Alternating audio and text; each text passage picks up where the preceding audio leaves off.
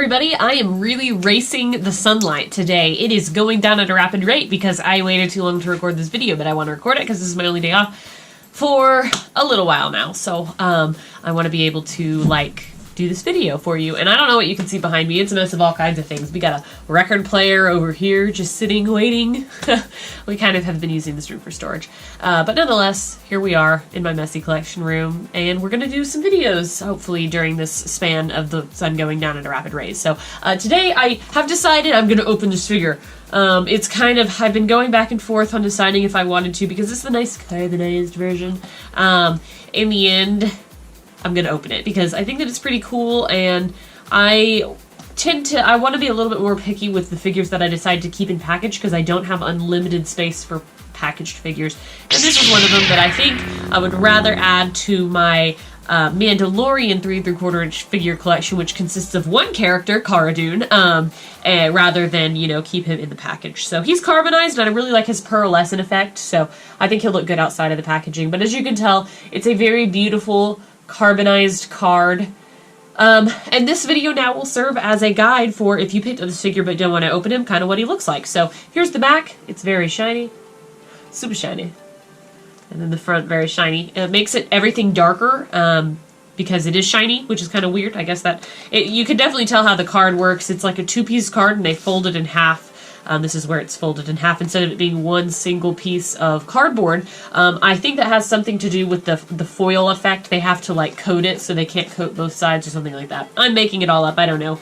But it's ages 4+. This is carbonized graphite because, oh yeah, it's not just carbonized, it's carbonized graphite. It's the Remnant Stormtrooper, so basically the dingy, beat-up, non-reg Stormtrooper that's left over after the Empire. And then the ones you get on the back, the Mandalorian, Cara Dune, Remnant Trooper, and Imperial Death Trooper, are all repacks, just in carbonized versions, because Hasbro loves to do that to us.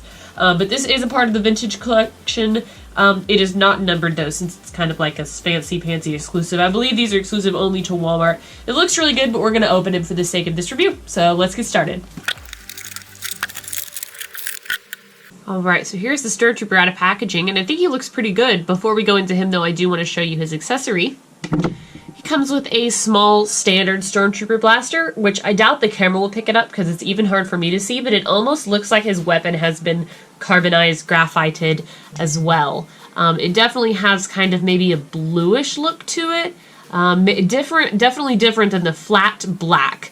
And I do want to point out that what would be the magazine ejector port is painted silver. You probably can't see that, but these Stormtrooper blasters, sorry, my dogs, these Stormtrooper blasters don't eject anything when they shoot. They don't have any capsules that come out or anything, or any used shells, so it's funny that they have that. It's obviously because they're based off of, real life, but anyway, it's fun to note. It's nice that it has that little bit of detail, and then, of course, the sculpting is really nice. It always looks good. It's just all very black and dark. Moving on to the Stormtrooper, I think overall it looks pretty good. That pearlized effect, hopefully it comes off on the camera. I know with the fading light, I am literally, racing against the sun, and it's getting pretty useless at this point, so hopefully this video doesn't get too dark. I'm going to be really sad if it does.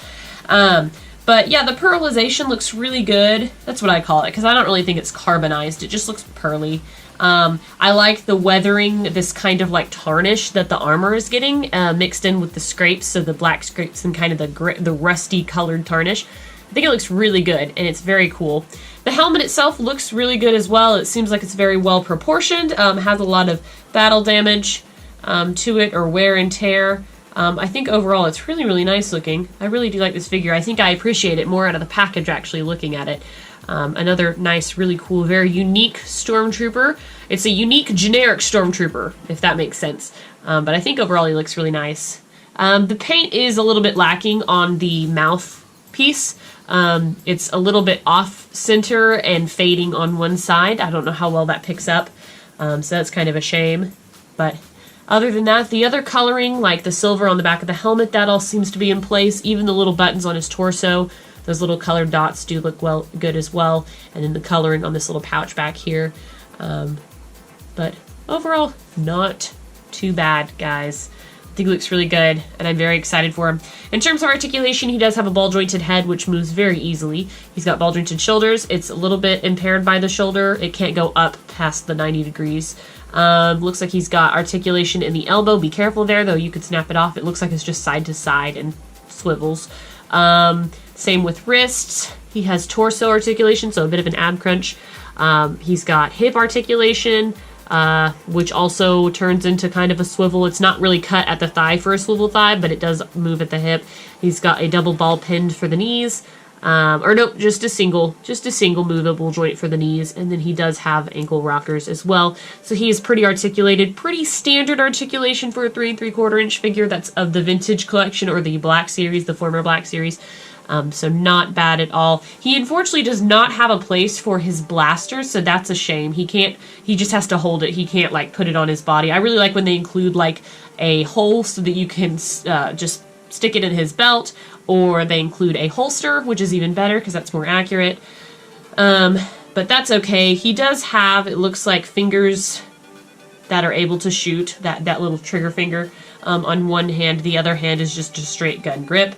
But you can do whatever you want pretty much with the articulation on this figure. And I think he looks overall really, really good.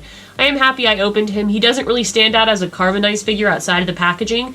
His armor is just a really nice color, but definitely still white. Does not look carbonized outside of the packaging, so he'll blend into the rest of your characters without seeming really obscure, I think, and he'll just look really nice.